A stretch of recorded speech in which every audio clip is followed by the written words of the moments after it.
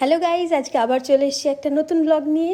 তো তোমরা পুরো ভিডিওটা দেখতে থাকো লাস্ট পর্যন্ত, যে আজকে আমরা কোথায় যাওয়ার জন্য রেডি হচ্ছিলাম। মেয়েদের একটা জাতীয় প্রবলেম যে একটা আয়না থাকলে কে আগে রেডি হবে।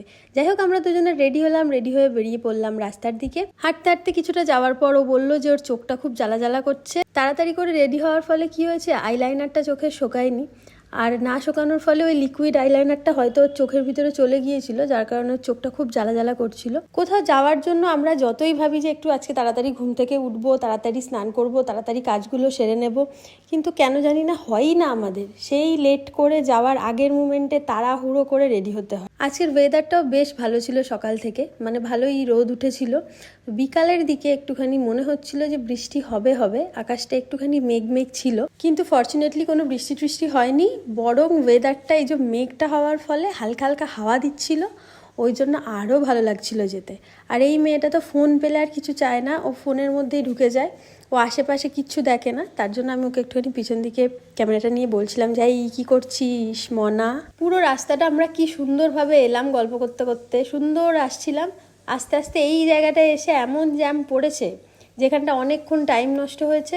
আমরা যে সময় মতো পৌঁছাতে পারিনি, তার একটা কারণ হচ্ছে এই জ্যাম। কিন্তু আমরা নিজেরা রেডি হতে গিয়ে যে লেট করেছি সেটা বড় কথা না, বড় কথা হলো এই জ্যাম। এই জ্যামের জন্যই আমাদের লেট হয়েছে, আর কোনো কারণ নেই। আচ্ছা, এইবার তোমাদের বলি যে আমরা এসেছি কোথায়। আমরা এসেছি আজকে সঙ্গীতার জন্মদিনে। আর এই হলো আমাদের বার্থডে গার্ল, যাকে কত মিষ্টি লাগছে। ওকে শুধু আজকে মিষ্টি লাগছে বলাটা ভুল, ওকে সারা বছরই এরকম লাগে। ও খুব মিষ্টি একটা মেয়ে, আর সাজতে খুব বেশি ভালোবাসে।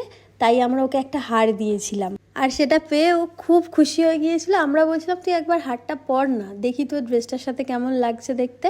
আর ও বলছিল না না ছেড়ে দে, থাক আজকে পরবো না, থাক পরে পরবো। কিন্তু আমরা শুনিনি, জোর করে ওকে হারটা একবার পরিয়েছি। এই কেকগুলো কিন্তু দুটোই শ্রেয়সী এনেছে, অনেক দূর থেকে এনেছে। আর কেকগুলো খেতে এত ভালো ছিল, মানে যেই দিদিটার থেকে আমরা কেকটা অর্ডার দিয়ে বানিয়েছিলাম, দিদিটা ভীষণ ভালো কেক বানায়। আমরা খুব খুশি হয়ে গিয়েছিলাম, একটা বাইট মানে মুখে দিতেই আমরা একদম চোখ একেবারে বড় বড় হয়ে গিয়েছিল যে এত সুন্দর টেস্ট। আর এই কেকটা স্পেশালি কাস্টমাইজ করা হয়েছিল ওর পার্সোনালিটির সাথে, যেটা যাবে। ও ভীষণ হার্ডওয়ার্কিং, স্ট্রং আর ইন্ডিপেন্ডেন্ট একটা মানুষ, তাই ওর সাথে কেকটা দারুণ যাচ্ছিল। কেক কাটা শেষ হওয়ার পর সবাই মিলে বসে পড়লাম খেতে। মানে রাতের ডিনারটা তাড়াতাড়ি সেরে আমাদের আবার তো বাড়ির দিকেও যেতে হবে, তাই বেশি দেরি করা চলবে না। আর আমার পছন্দের খাবার ছিল আজকে ফ্রাইড রাইস, চিকেন কষা, তারপর স্যালাড, চাটনি, পাঁপড়। খাওয়ার শেষে বাড়ি যাওয়ার আগে একবার ওর রুমে গিয়েছিলাম ওই রঙিন মাছগুলোকে আর একবার দেখবো বলে। সুন্দরী সুন্দরী মাছ, বাপরে বাপ, দেখেই মনটা ভালো হয়ে যায়। তারপর না আমি একটু নিজের মুখটাও দেখে নিচ্ছিলাম আয়না, কারণ নিচে চলে এসেছিল আমাদের র্যাপিডো। আর ওর বাড়ির নিচে মায়ের মন্দির আছে, সেই মাকে নমস্কার করে আমরা আবার চলে গেলাম রাস্তার দিকে। হাঁটতে হাঁটতে আমার জুতো গিয়েছিল ছিঁড়ে, তাই আবার আমাদের ওই খাদিমসের শোরুমে যেতে হয়েছিল। সেইখান থেকে আমি জুতো কিনলাম, জুতো কেনার পর চলে এলাম বাড়ি। So by.